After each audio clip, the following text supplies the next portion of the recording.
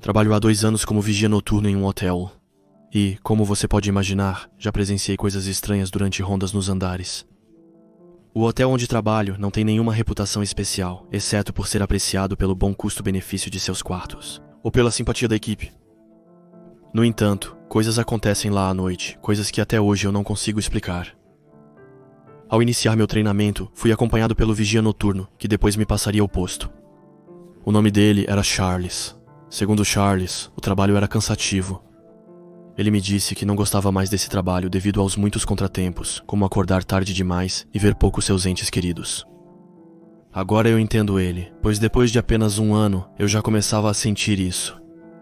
As noites não são muito difíceis, basta fazer rondas nos andares, verificar se os hóspedes não estão fumando nos quartos, preparar os cafés da manhã e, às vezes, fazer uma pequena limpeza. Ele me instruiu perfeitamente durante o treinamento, e só no 3º dia decidiu falar sobre as pequenas formalidades. Era assim que ele chamava os eventos estranhos que ocorriam à noite. Ele começou a me falar sobre Madame Dremur, uma senhora de 70 e poucos anos e frequentadora habitual do hotel com uma mania peculiar. Ela descia para fumar por volta das 3 da manhã, enquanto o marido dormia. Charles explicou que Madame Dremur costumava conversar com o vigia noturno antes de retornar ao seu quarto. Ela lhe contava coisas muito perturbadoras. Madame Dremur frequentemente mencionava vozes que teria ouvido vindas do 1º andar. Isso acontecia com ela frequentemente quando dormia no 2º andar, mas, segundo ela, nunca no 1º andar. Charles explicou que, inicialmente, acreditava que a idade avançada da senhora era a causa de tudo. Até que ele mesmo ouviu vozes. Enquanto a senhora Dremur descia os últimos degraus, Alice Dremur teria sorrido para ela nesse momento e dito: "Viu, eu não sou louca." Perguntei a ela se não eram os clientes do 1º andar falando alto demais. Ao que ele me respondeu que isso era impossível, pois naquele momento o 1º andar não estava alugado. Charles continuou e me contou a seguinte história. Eu estava ao mesmo tempo animado para ouvir o resto, mas também muito preocupado. Naquele momento, eu ainda não percebia que aquele hotel seria meu futuro local de trabalho. Charles então prosseguiu falando sobre a sombra da caldeira. Toda noite, o vigia precisa verificar as caldeiras para checar as temperaturas e se não há vazamentos. Charles odiava isso, e os vigias antes dele também. Ele me contou que numa noite, enquanto descia as escadas para o porão e as caldeiras, sentiu que estava sendo seguido.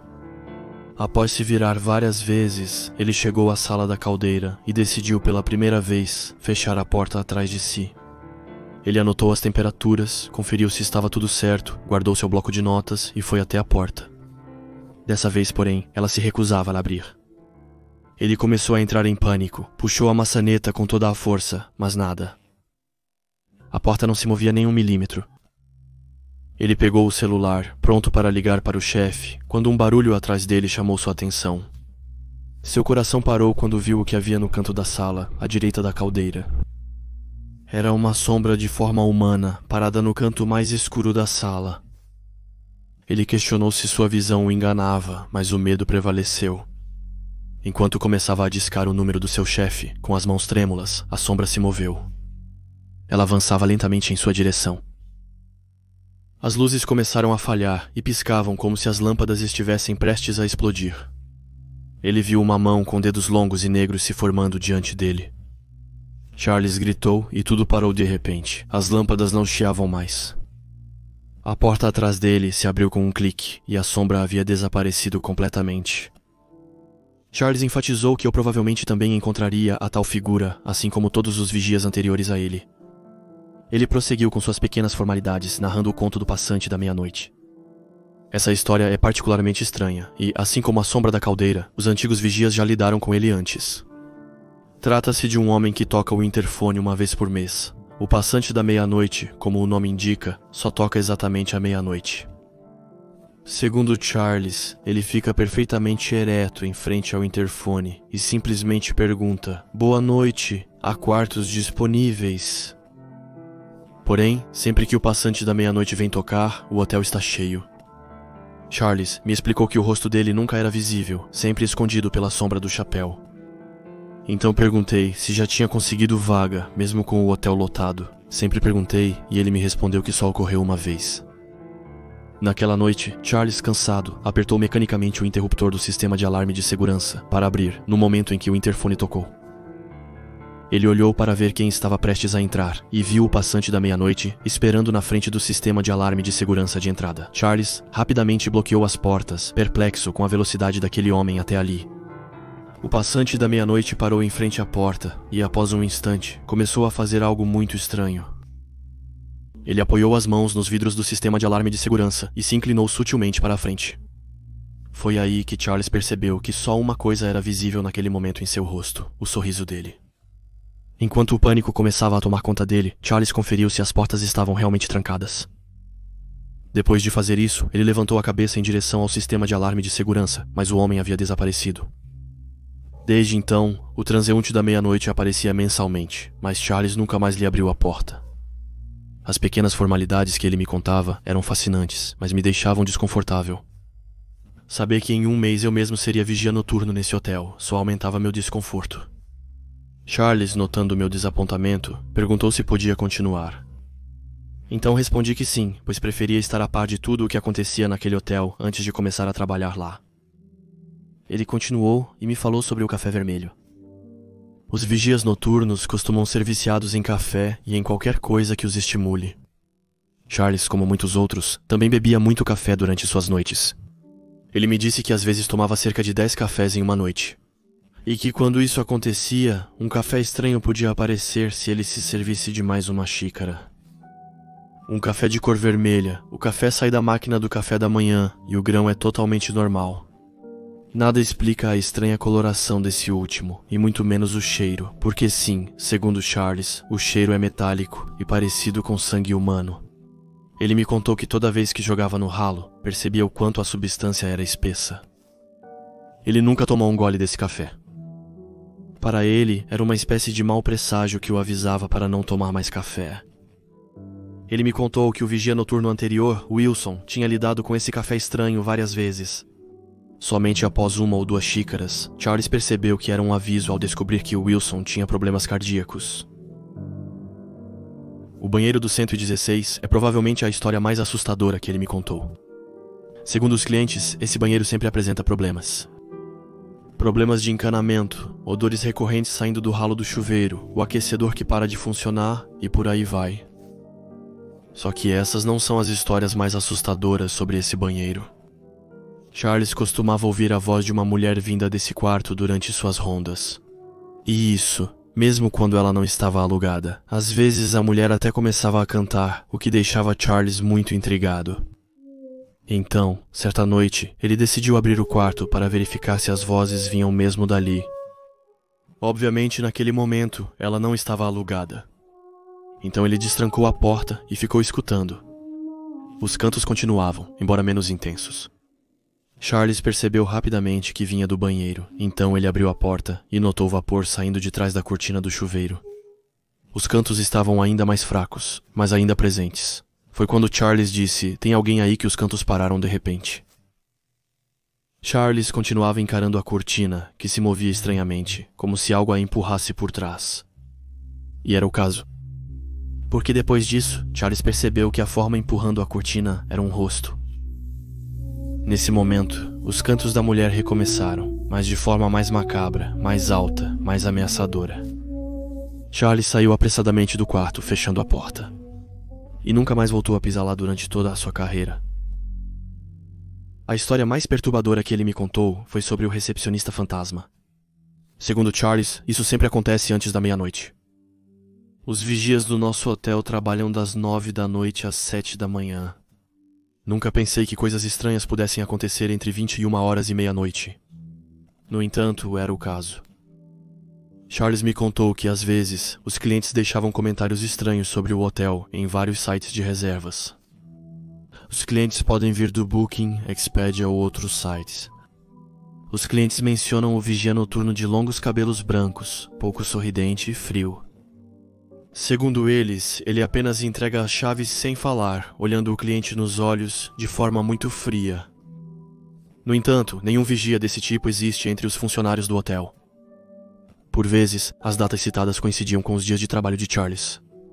ele me disse que o estranho recepcionista só deveria entregar as chaves ao cliente quando precisasse se ausentar. Ele prosseguiu contando histórias peculiares, como cadeiras que subiam sozinhas nas mesas quando ele se distraía, ou as luzes que acendiam e apagavam sozinhas, sem que alguém tivesse acionado os interruptores. Depois, ele concluiu suas pequenas formalidades com a história do quarto 146. O hotel tem 3 andares. No primeiro, os quartos vão do 102 ao 138, e nunca houve menção de um quarto 146. No entanto, muitos hóspedes vieram relatar que ouviam barulho no primeiro andar vindo justamente desse quarto. Charles, então, explicava a eles que esse quarto não existia no hotel. Geralmente, os hóspedes ficavam em dúvida e pediam para que Charles os acompanhasse até o andar. Charles me contou que todos reagiam assim, para mostrar que estavam enganados. Com aquele jeito de "eu não entendo". Eu poderia jurar que havia uma porta bem aqui, ou então, eu juro que vi uma porta com o número 146 nela. Charles já estava acostumado e tinha como rotina sempre acompanhar os clientes até o quarto e mostrar a eles que o quarto 146 não existia. Charles seguiu relatando os fatos estranhos ligados àquele cômodo. O fato mais perturbador são as reservas que aparecem com o número 146. Quando recebemos uma reserva, cabe à equipe do hotel atribuir um número de quarto a ela. Tudo é feito manualmente. No entanto, às vezes uma reserva aparece e o quarto 146 é atribuído automaticamente. A direção está ciente desse estranho bug e acha que se trata de um simples erro de informática. Então, os recepcionistas têm a orientação de cancelar a reserva sem fazer perguntas. Depois do treinamento, comecei a trabalhar no mês seguinte. Tudo o que Charles tinha me contado era real. Embora não tenha verificado o fato sobre Madame Dremur, pois ela faleceu no mês seguinte ao meu treinamento. O café vermelho, a sombra da caldeira, o transeunte da meia-noite, o quarto 146, o banheiro do 116, o recepcionista fantasma. Tudo era verdade. Já no primeiro ano, tomei minhas precauções e aprendi a lidar com esses contratempos do meu jeito. Por exemplo, eu nunca atendi ao interfone quando o transeunte da meia-noite tocava. Notei que ao ignorá-lo, ele se cansava após a terceira chamada e ia embora por conta própria. Avistei o recepcionista fantasma 2 vezes durante o trabalho. Após 6 meses, câmeras novas foram instaladas no hotel e um tablet foi fornecido aos vigias noturnos. Nele estão as 6 câmeras do hotel. Com isso, observei o recepcionista de cabelos brancos 2 vezes. Na primeira vez, vi ele entregando as chaves para o cliente e não fazendo nada por vários minutos. Na segunda vez, vi ele se virar para a câmera e encarar a lente por pelo menos uns 30 minutos. Se você quer a minha opinião, acho que ele é inofensivo. Mas quando sinto sua presença, prefiro fingir que não notei. As verdadeiras intenções dele ainda são desconhecidas. Quanto à sombra da caldeira, sempre deixo uma cunha de madeira para manter a porta aberta. Às vezes eu a via de canto de olho, e quando isso acontecia, eu ignorava e voltava mais tarde à noite. Quanto ao café vermelho, fiz como todos os vigias e parava de me servir quando dava de cara com ele. Como o Charles, acho que isso é um aviso. Como a cafeína faz muito mal para o coração, não busquei outras explicações. Frequentemente ouço os famosos cantos do quarto 116, e apesar de me darem arrepios, decidi ignorá-los. Nunca vi o banheiro do 116 desde que comecei a trabalhar aqui. E nunca pretendo visitá-lo pelo resto da minha carreira. Eu não sei o que tem nesse banheiro. Mas sendo franco, não me importo em saber. Agora vem o quarto 146. Recebo reclamações frequentes de clientes sobre esse quarto. As pessoas relatam ouvir choros, gritos ou até mesmo o choro de bebês. Diferentemente de Charles, optei por não mostrar aos clientes que o quarto não existia. Eu digo que vou dar uma olhada e acalmar os barulhos. Os barulhos sempre cessam. Apesar de tudo, nunca consegui ver pessoalmente a porta do quarto 146 após passar pelo primeiro andar. Quanto às reservas envolvendo o número 146, eu mesmo encontrei uma explicação para isso. Ao contrário do que a direção pensava, não é um erro de informática. Os clientes que receberam esse número de quarto têm todos algo em comum. Nunca se apresentaram no hotel. Na minha terceira semana de trabalho, entendi por que o quarto 146 era atribuído a eles. Nada é por acaso, e eu entendi isso muito rápido quando vi minha primeira reserva com esse número. Como expliquei, a senhora Dremur, cliente assídua do hotel, faleceu no mês após meu treinamento. Porém, uma reserva surgiu na semana do falecimento dela, 2 dias antes de seu ataque cardíaco fatal. uma reserva no nome de Elise Dremo apareceu no sistema do hotel. Quando vi que o número 146 havia sido atribuído a ela, entendi que esse quarto tinha um poder especial: prevenir a morte de certas pessoas. Toda vez, a pessoa que vê esse quarto atribuído no sistema morre nos dias seguintes. Meu hotel está cheio de muitos outros mistérios, e pelo que eu vi, muitos porteiros noturnos em diferentes hotéis vivem experiências semelhantes.